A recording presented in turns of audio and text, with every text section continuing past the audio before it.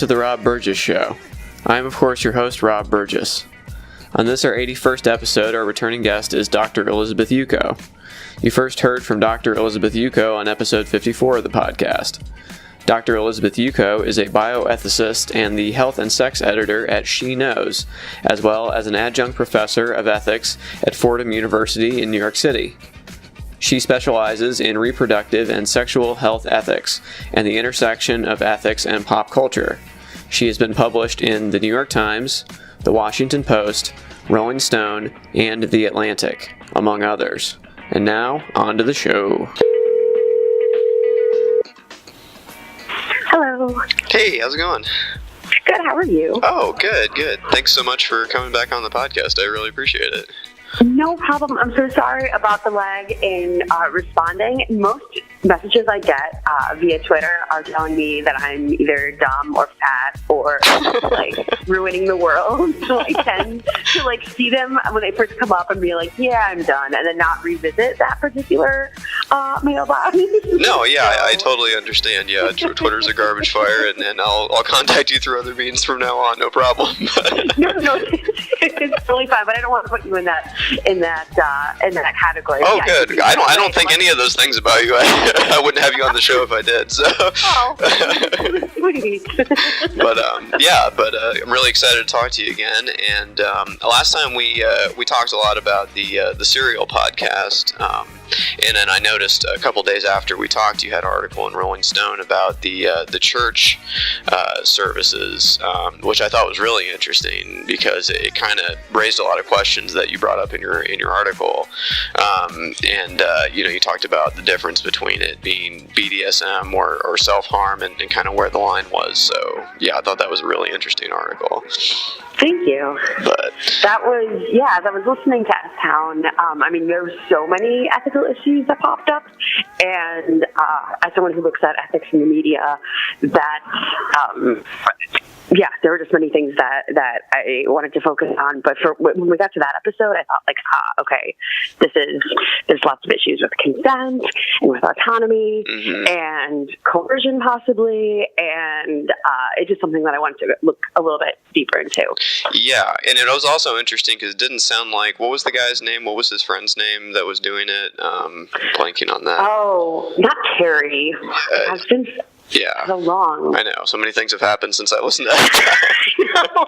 I've slept so many times. But, anyway. Tyler. He didn't. Tyler, exactly. Yeah, he didn't seem to know the reason for it, and he was the one participating in it. So there was that question of consent, and it was like he didn't know exactly what he was getting out of it. I mean, of course, only John B. McLemore knew exactly what he was getting out of it, but it has to be some kind of pain, pleasure, you know what I mean? If you're just tattooing the same spot over and over again with no ink in the barrel or whatever. So I thought that raised some interesting questions. So but another podcast that I mentioned after we talked that we didn't get to talk about that I wanted to talk about was Missing Richard Simmons. What did you think of that podcast? Because I don't think I'd listened to the entire thing when I asked you that, and it has since concluded. But what was your thoughts on that after having listened to that? I don't know. I'm just glad he's okay. Yeah. But it was a very invasive way of going about that. Right? Yeah. And, as a journalist, you want to tell a story and you want to get facts out there, but you have to also balance that with a person's right to privacy. Mm-hmm. And after living in the public eye for so many years, and not just living in the public eye, but really being a bright, glittery part of pop culture, he might have just had the right to sure. Go off by himself in his house. And, I don't know. Maybe a little uncomfortable listening to it. I listened to the entire thing. Me too, yeah. As soon as it came out. I probably mentioned last time my deep love of Richard Simmons. Oh, yeah. I have a picture of him at my desk at work. Nice. Among a few other people. It was anytime that our art department makes something for an article that I write here at SheKnows that I love, I end up printing it out and putting it on my desk. The most recent edition is Jane Fonda looking at Megyn Kelly with laser beams coming out of her eyes. So, and I want to say it was last week or the week before when Megyn Kelly is like, so let's talk about your plastic surgery. Nice. So it's kind of amazing. Yeah, anyway, totally off topic. No, that's okay. But,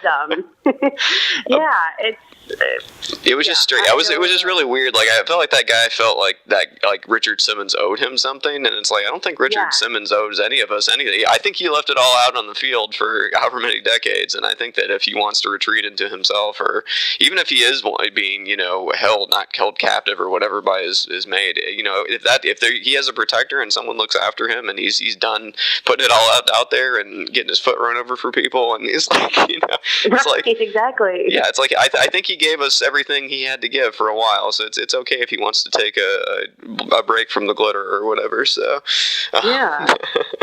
But I mean, not to diagnose him at all, but as someone who struggled with mental illness on and off throughout the years, there have definitely been times when I've retreated in and not talked to people for a while. I mean, not that way. I would still obviously attend work and talk to my family, but the friends that live out of town or that you don't necessarily see on a regular basis, you kind of just, if they're not part of your inner circle, it's easy to kind of just let people fall off, and it's nothing personal about them. You just, if you're not in the mental space to be carrying on those relationships, absolutely. I can absolutely see where he's coming from. Oh, definitely. Now, how is your school year going? You're a teacher, lest we forget, and you're right in the midst of the semester now. So how's that going?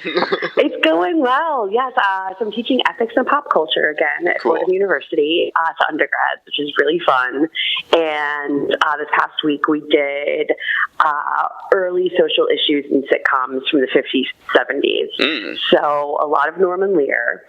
And we ended up watching the 2-part Maud abortion episode and kind of got their feedback on that. And I wasn't alive when that aired, and so my students definitely were not alive when that aired, and to kind of see the language that was used, the issues that were brought up on that, and then a lot of other Norman Lear shows, especially All in the Family, I think they were a little surprised at how unfortunately similar the dialogue could be today, especially regarding certain social movements, gun control, equality, race, as they were in the 70s. So that was something. Yeah, I guess I don't remember that one replaying on Nick at Night that much, so I have to go back and review that one. Maud's abortion. It's called Maud's Dilemmas. Parts of it. And it's one of the often cited sitcoms can make a difference, or pop culture is trying to take a stand on things episodes. So and it's not what I used for class is not only because I love B. Arthur, because she's a national treasure and comedic genius and everything, but also because her decision whether or not to have an abortion wasn't something that she reached immediately. It was a 2-part episode where she really weighed the risks and benefits of being pregnant as an older mother, of giving birth as an older mother, of her life, her husband's life. So it wasn't just, I'm pregnant, I'm keeping it, or I'm pregnant, I'm aborting it. It was, I thought, for an ethics class, a really good example of someone weighing their options and the risks and benefits of something. So that's the reason I use it. Well, and that's a pretty interesting time period for that to, be on TV, because you kind of think of TV being kind of stodgy back then. But I don't know. I feel like the 70s was kind of a breakout time for a lot of sitcoms talking about kind of stuff like that. It was pretty heady in a lot of ways. So it definitely was. Yeah. I mean, basically any episode of MASH you watch, especially from a bioethics perspective, when you have medical care going on in some sort of war situation, there are all sorts of issues that arise, and improvisational medicine that has to happen sometimes, and decisions about allocation of resources. So, they definitely, that was definitely a big social justice pop culture decade. Oh, for sure. And more recently, I saw that you had held a Lane Bennis Appreciation Night to raise money for Planned Parenthood. That looked like pretty fun. I did. It was super fun, yeah. So among my other fictional heroines is Elaine Bennis. Yeah, she's what makes her special to you, though? So I don't know, a lot of things. I think she's just very comfortable in herself and her own skin, and she's not trying to impress anybody. She's smarter than her friends, and she's fine with that. She dates who she wants to date. If she's not dating anyone, that's totally fine. That's, not a major part of her life. She has principles, so even when she's dating a really hot mover, when she finds out that he's, as she puts it, anti-abortion, which coincidentally will be my drag name, should I ever enter that arena, she breaks up with him, and she has other instances where George asks her for help slipping a Mickey to his boss, and he tells her that he doesn't recycle. So, based on that principle, she's like, okay, I'm in, I'll do it.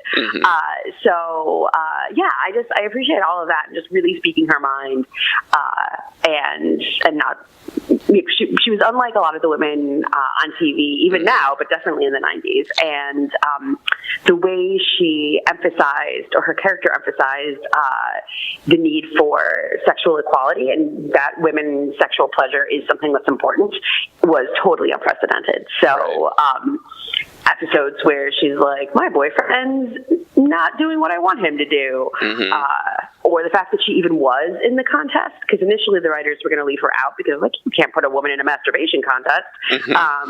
But I mean, she kind of turned the tables on all of that. So I wrote an article specifically on that aspect, on her kind of progressive sexual attitudes for Playboy last year, and interviewed a friend of mine, Jennifer Armstrong, who wrote the book Seinfeldia.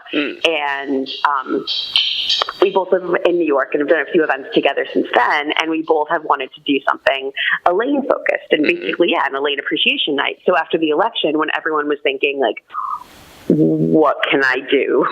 Everything is terrible.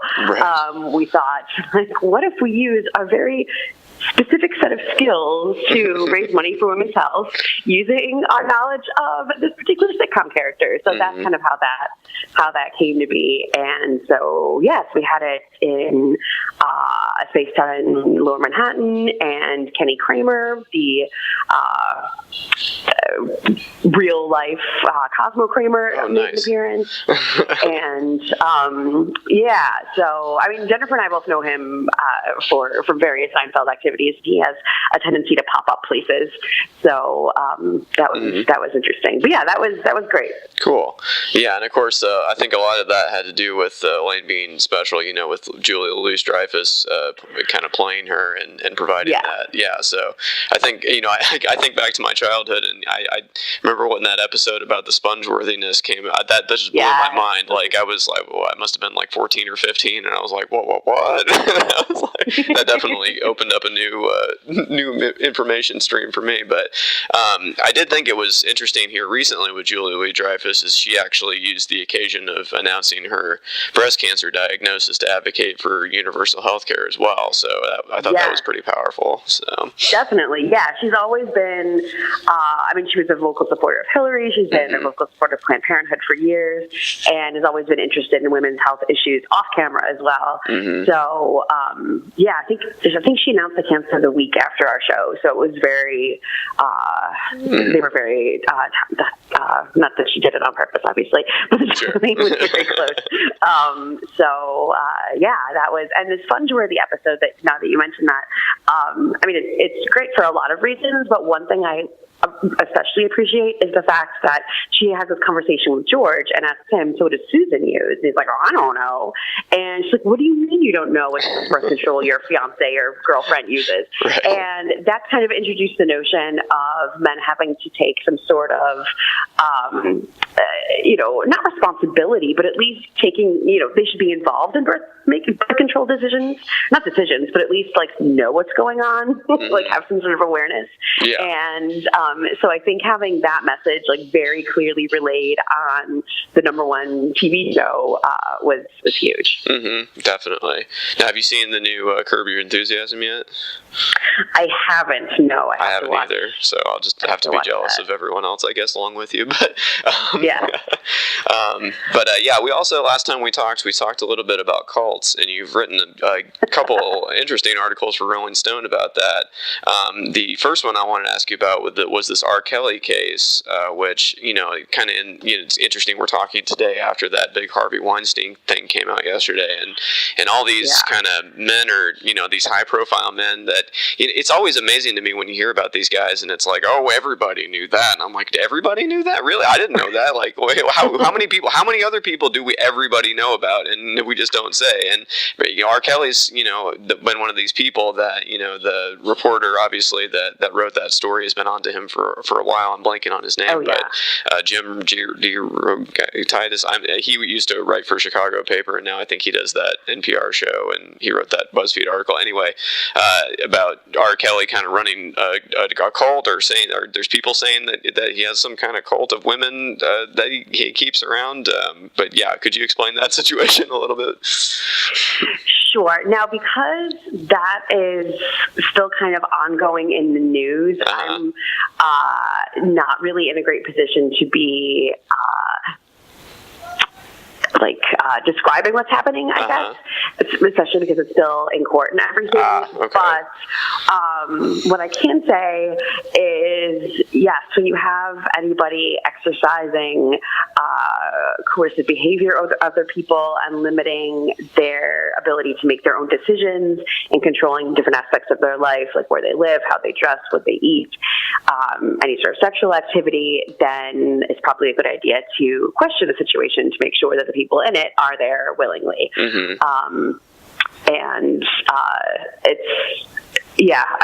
Cults come in all sizes. They don't necessarily have to be giant Jonestown-sized situations. They could be much smaller, and a lot of times take the form of abusive relationships on a larger scale.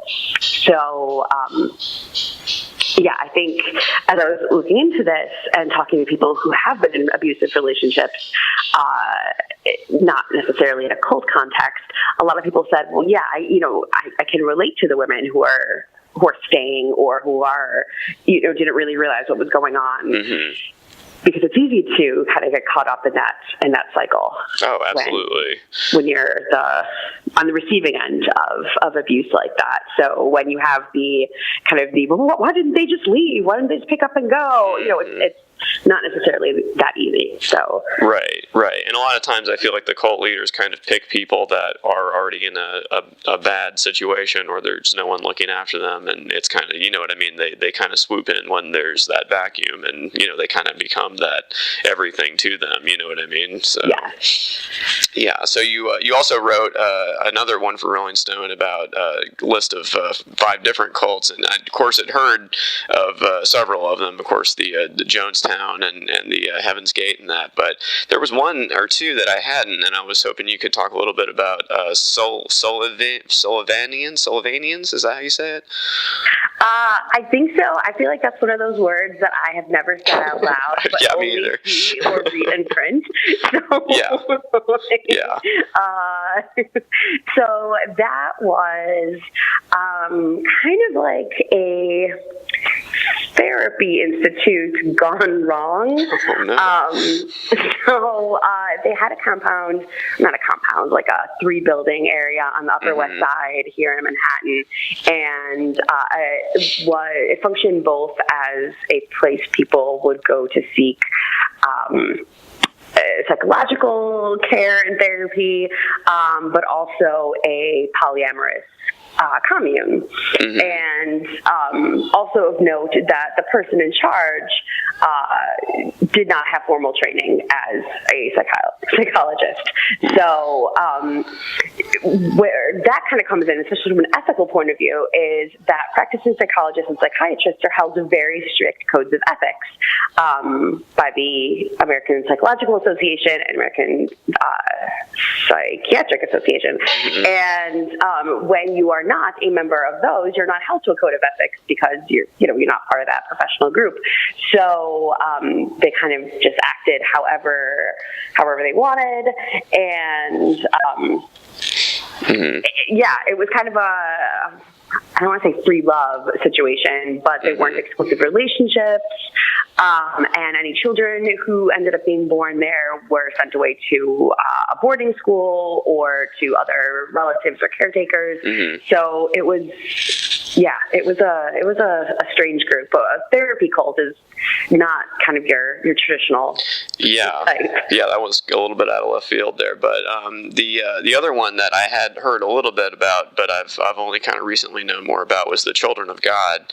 And I actually only knew of them because, as you mentioned in your article here, Joaquin Phoenix and obviously his whole family, and I guess Rose McGowan, which I didn't know, grew up in that cult. And I had heard from previous interviews or something that, the whole Phoenix family kind of, that's why they learned their shtick, their, performing on the street, for, that was basically how they earned money to eat food, is they were just kind of performing on the street. So, I mean, that was kind of their upbringing. But yeah, that's a pretty interesting situation. So. Yeah, the whole having sex with children aspect is not great. Not so good. No. So, and that was kind of a big part of it. I mean, they still exist today, and that part is no longer, they do not advocate sex with children anymore, and I'm not really familiar with their current iteration, so I don't really know what they're doing, but but yeah, initially I don't blame Joaquin for not wanting to stay there. Yeah, I'd leave as soon as I could too. That's totally understandable. But kind of switching gears a little bit, one interesting thing that you wrote about that I was actually just talking with my wife about the other day is this company you wrote about was giving women pregnancy tests during job interviews, or they were trying to. And I was just talking to my wife the other day about how difficult it is for women, trying to find employment while they were pregnant, because she was saying that she knew people that hid the fact that they were pregnant while they, were going around interviewing for jobs, just because they knew it would hurt their chances. In reality, obviously you can't officially not give someone a job for that reason, but they felt like if they disclosed that, or were upfront about that they would be, not considered for the job that they were qualified for just based on that. So it's a kind of a weird thing that we do in this country, because we don't have protections for women, I guess, to have pregnancy and maternal leave and things like that.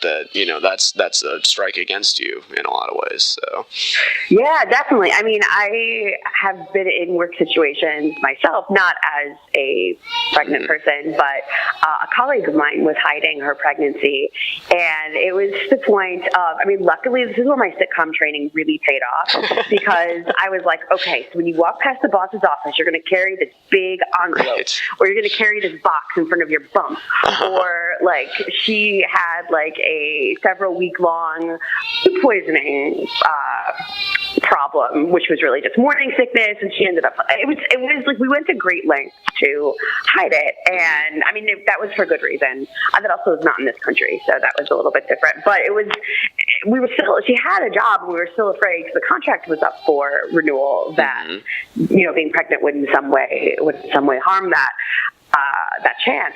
So yeah, I think the article you were referring to was a Spanish airline that was doing the pregnancy test. Wow. And that was a slightly, they were able to, they didn't get away with it, because there were people like me who were like, you can't say that. Right. And obviously a big New York Times article about it as well, but they did it under the guise of health. So, because pregnant people aren't supposed to be flying at a certain point in their pregnancy, we want to make sure that anyone we bring on for their best interest, are not unknowingly pregnant. But this is for your own good, sweetie. Okay. Right. Exactly. So yeah, exactly. Yeah. I don't know. It shouldn't be, what was your last job? What your greatest weakness is? Pee on this stick. That should not be a part of it. No, so, absolutely not. Yeah, so that was kind of one of the more ridiculous news stories I covered this summer. Oh yeah. Well, I mean, it's just crazy that, I mean, I know you said this happened in Spain or whatever, but it just infuriates me that other countries have these protections for, maternity leave, paternity leave. In this country, it's like if you're, I'm from the father's perspective. You can hear my children crying in the background, I'm sure, but it's like if you are somebody that has a kid and you take paternity leave, you're putting yourself at risk, in this country, because there is no protection for that kind of thing if you want to spend absolutely. time. But what does society tell us? Oh, where's the fathers? If fathers don't want to spend any time with their kids, it's like, well, I want to spend time with my kids. Let me do that, please, somebody. So anyway, it's just infuriating. But one thing that I am surprised you had to write about was an eyeball tattoo, which I was not aware of. And I saw the picture of on Twitter one day, and I thought it was fake, and then I was like, oh no, that's real. Oh no. That is very real. Yeah, I'd never heard of that before. So that's a bad that's a bad idea, right, doctor? Yeah, don't tattoo your eyeball. That was, okay. I believe my headline for that was literally, please don't tattoo your eyeball. It was, I mean, there was a guy in Canada, a body modification artist. He was like, not Buck Wild, that's George Costanza's foreign name, but it's something Luna Cobra, that was his name, who invented the procedure, and even he's coming out and saying, like, no, I know what I'm doing. Most other people who copy this don't, so probably you don't want to inject a mixture of saline and ink into your eyeball, into the whites of your eye, so it changes color.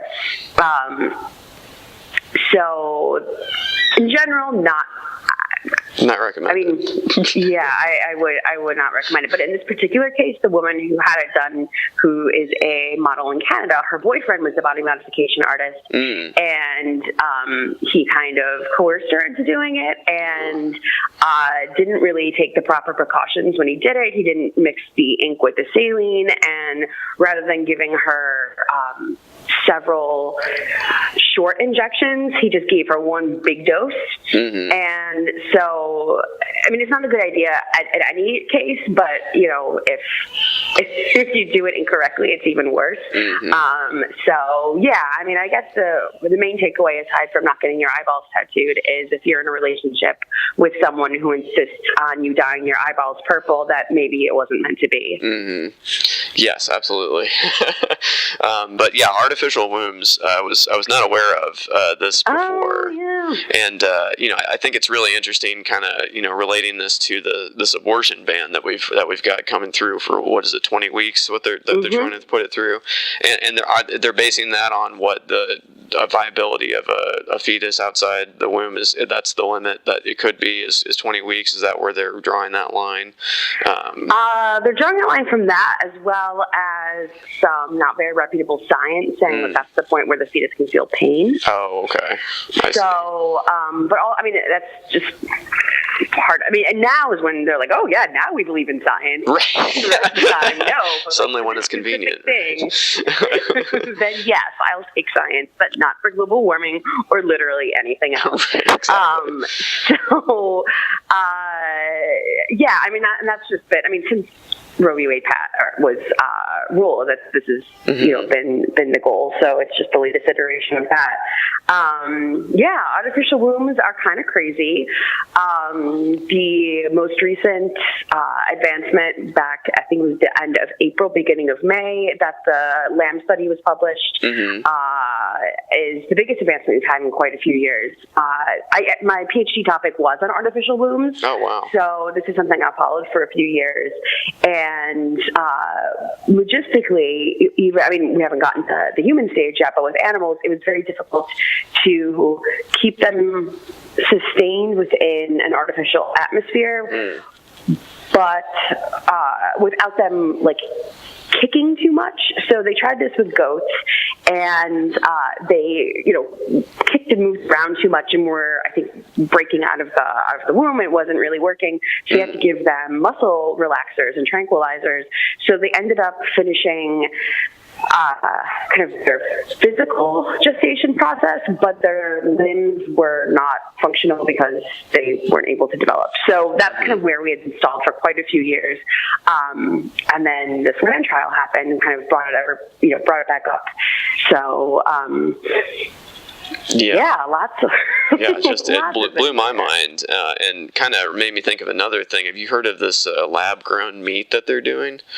Yes. That was back when I was doing my PhD. My supervisor was on the ethics committee for the EU, who was looking into this specific issue. Oh wow! And would come back from meetings and kind of report back and say, okay, well, we have PETA on our side. Or not on our side. PETA are in favor of it now, and it was interesting to see who would come out in support of it and the motives behind it. So, I think it's definitely something that will happen first in Europe, especially because they don't have, depending on the country, they do have strong beef industries, but nothing like what we have here. So you don't have this pushback from big beef, I guess. Right. And, but it's interesting having conversations with people who are vegetarian or vegan as to whether they would eat meat grown in a lab where no animal has been killed. So whether or not that is, that takes care of an ethical objection, or if they're not eating it for health reasons. It's like ethically I would like to do that. It's just the idea of eating lab-grown meat still kind of grosses me out. But then again, I eat meat that's probably from a factory farm. You know what I mean? Like, it's probably terrible in its own way. So I really shouldn't be that grossed out by something that's it's cruelty-free by design. One thing that you had that I thought was interesting was donating blood after the Las Vegas shooting. And obviously when something terrible happens, we want to do something. And, that's a very, that's a real thing people can do in their lives is go get blood. And obviously people need that. But as you pointed out, there is a shelf life and there's a short shelf life for most blood. So really you should probably wait to do that, right? That's the thing. It is a thing. So this is coming from United Blood Service in Nevada. And so they just had this overwhelming outpouring of people wanting to donate blood right after the shootings, which was amazing. They sent out a release and basically said, thank you so much, but blood has a 42-day shelf life, and for platelets it's only 5 days. So we've met the needs of the people who are in the hospital for this right now. So rather than you donate right now and maybe have some of that blood not be used, make appointments for the future. So operations there's a constant need for blood anywhere, all over the place anyway. So we're usually not in this position where we have too much. But even you still would be able to help people from that specific instance, because people are going to have surgeries, based on consequences of the shooting for months and years to come. So that's not like a blanket, don't give blood anywhere right now. That's more localized to the Nevada area. Oh, I see. Okay. I think it was I give credit to that particular organization in Nevada for saying that, because it just logistically makes sense. And when you're asking people to literally give parts of themselves, you want to make sure that it's being used. Oh yeah, absolutely. As a donor, I appreciate that. Oh, definitely. Yeah, it's just that's not usually the message you hear from them. It's a little bit. No, not at all. But you're right. There's something tangible that you can do, because you're just, when something like that happens, we all came to work on Monday and we're just, what do we do with ourselves? How do we even function? What do we cover? Like, as journalists, what do we cover? Do we only cover Las Vegas stuff today? Do we, put some of our other content in there?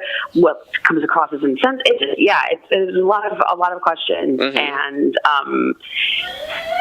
giving blood. You go somewhere. In that case, you're standing in line. Maybe you're talking to other people. I'm sure it's cathartic in some way.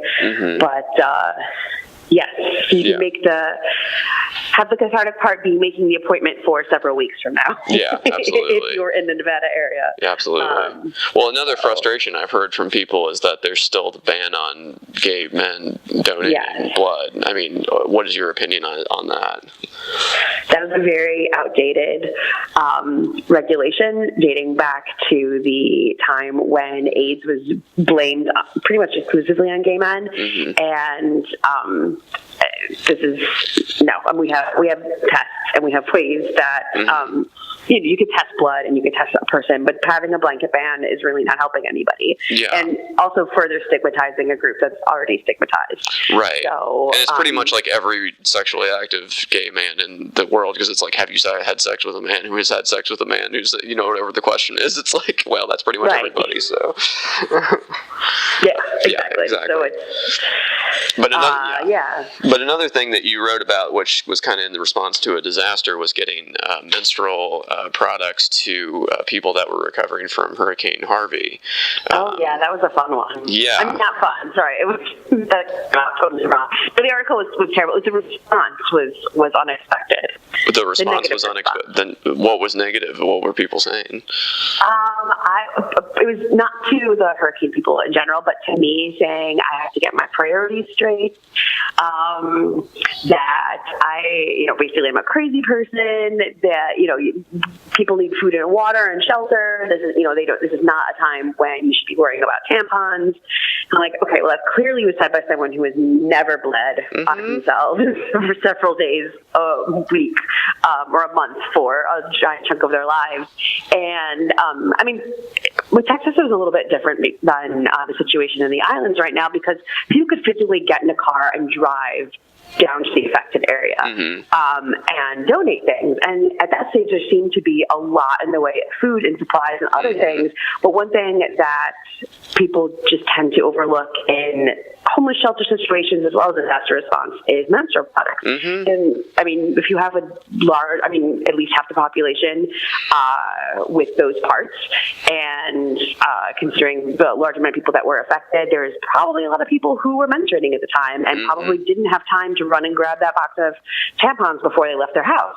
And so that was, I figured, okay, this is where I have contacts. So I contacted a bunch of people that I knew in the it kind of in the smaller company areas, and put together a list and worked out. I hope, I need to follow up on that, unfortunately, because the next natural disaster came so quickly after that. It's been one after another for the past few weeks now. But some of the responses I got was, some of them were very racist, like, why would I give anything to the people who live, who live illegal, or not my words, illegal immigrants, that sort of thing. One guy very helpfully suggested that he would help me make organic, non-GMO tampons by taking pine cones from his yard and wrapping them in poison ivy, and that would be an effective way. So, I'm like, that you just described a super violent act. That's not okay. So that was... Yeah, well, and it's funny, too, because you're suggesting something that's actually helpful, and, again, I was talking to my wife about this, because, of course, they had all the big semi-trailers that they were filling around here to send to the victims of Harvey, and people were, like, donating, like, winter coats, and it's like, I don't think people need the winter coats, and, like, there's all these clothes they can't use, and it's like all this, stuff that they can't do anything with, and this is a real thing that people need, so it's like a practical, what do we need right now? Well, tampons, get them, right. So, it's just frustrating. I didn't have a question there. It's just frustrating. But another frustrating thing is, it's kind of been nice to see, though, with Dr. Jen Gunther's work critiquing Goop. Yes. I really appreciate what she's had to say. With why do you think Gwyneth Paltrow is dabbling in these, like, pseudosciences thing? I don't generally think of her as a crazy person, but this, she she's talking about jade eggs being shoved up there and all these crazy things. It's like, why is she doing this? And, she seems so recalcitrant to any kind of, like, fact-checking on any of this kind of stuff. So, it's, I wish I had an answer. I don't know. It's just kind of about, wellness, in quotes, has become a huge business. And the idea of self-care, which has been a term that's been around for a while, but it's really kind of come into its own in the past maybe 2 years. People are really taking that not to an extreme, but are more open-minded about treatments. Not even treatments, about things you do to yourself that you probably wouldn't have considered before. And what made the star of sliding doors and authority on wellness practices, I don't know.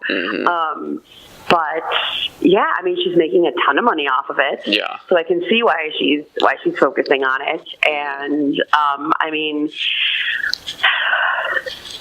I've been in touch with Dr. Jen Gunther about a few things because we on a lot of different issues. But she wrote a really great article recently on autonomy and how Gwyneth is saying, women have agency, and I'm, giving them information about their bodies and helping them take control. And Dr. Gunther was kind of saying, well, really, is it autonomy if,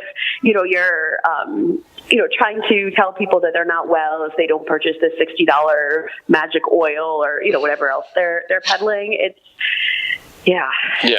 tricky. But and there's that aspect, but then some of the things are actually harmful.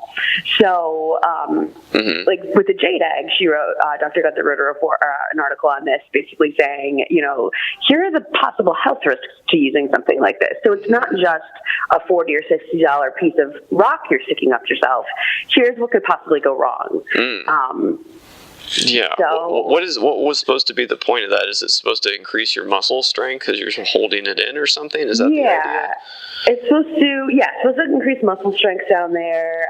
Pelvic floor is the big kind of, pelvic floor is super important. But you don't necessarily have to exercise it by putting a weight inside of it. Can't you just do like Kegel exercises or something like that? Wouldn't that do the same thing? There's certain types of yoga and certain types of other exercises where you could see a physical therapist who actually is trained in that area to help you do that rather than sticking a rock up yourself. So, and then they have some women report increased sexual pleasure, but that could be, some women report sexual pleasure from exercising. It's all over the place, so that can't really be a deciding factor. But Gwyneth is a wellness. As someone who works in the health journalism space, I did not predict that I would be spending so much time and energy on Gwyneth Paltrow. Right, exactly. All right, we got don't tattoo your eyeballs and don't stick rocks inside yourself. So I think we're doing good. We're getting some good information out to people. What we're here for. We're just knocking down myths left and right. Now it's October, so I wanted to kind of end on a kind of Halloween-ish note. What is your favorite Halloween movie? Oh, that's a good question. I don't know. I've always been really scared of scary movies. So I haven't really watched them. I remember watching Scream, which I know is not really considered a scary movie, at a sleepover, and I don't know what grade I was in, but being like, it's terrifying. So I haven't seen Hocus Pocus in years, but that's a classic. It's not a movie, but I have been listening to the podcast Lore a lot. I've heard of that one, yeah. And it's going to be was turned into a show on Amazon. That's going to be premiering later this month. And the host, who I believe is a horror writer himself, takes actual folklore or things that have happened in real life and kind of tell the real life spooky tale behind it with some very atmospheric piano music, and it's very dramatic. So that's about as close as I can get. And I think whatever my brain imagines is like the scenarios is probably as bad as I could get. Oh yeah, actually, yeah. My wild imagination as I'm going to sleep every night is probably the worst horror movie there is. Exactly. So I'm sorry. Yeah, I don't have a great. Oh, that's okay. I find Hocus Pocus horrifying, but for a totally different reason. It's been probably 15 years since I've actually seen it. I just remember the women in it and being like, they're witches. Okay. I just remember that one guy got turned into a cat, and that kind of freaked me out. But anyway. Oh, right. Yeah, I kind of glossed over that. Yeah, that detail stuck in my head. But anyway, is there anything else I didn't ask you about that you'd like to get in there before we go? No, you have gone down the line. Yep. I tried to get to everything. But, a very thorough list. Yes, I tried to. But thank you for coming back on. It's always good to talk to you, and hope you have a good rest of your day. Thank you so much. You too. Take care. All right, bye. Bye-bye.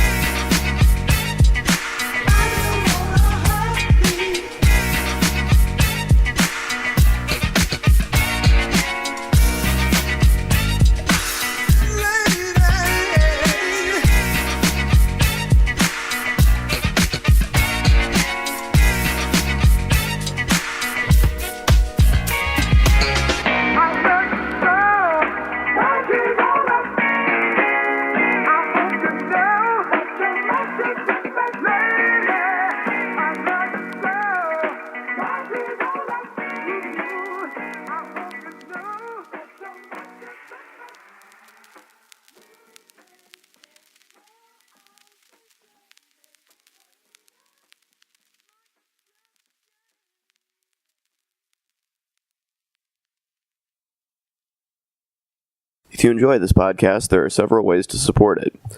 I have a Patreon account, which can be found at www.patreon.com/Rob Burgess Show Patreon.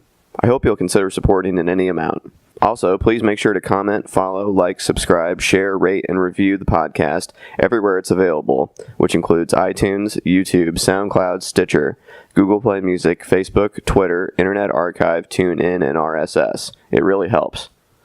The official website for the podcast is www.therobburgessshow.com. You can find out more about me by visiting my website, www.thisburgess.com. Until next time.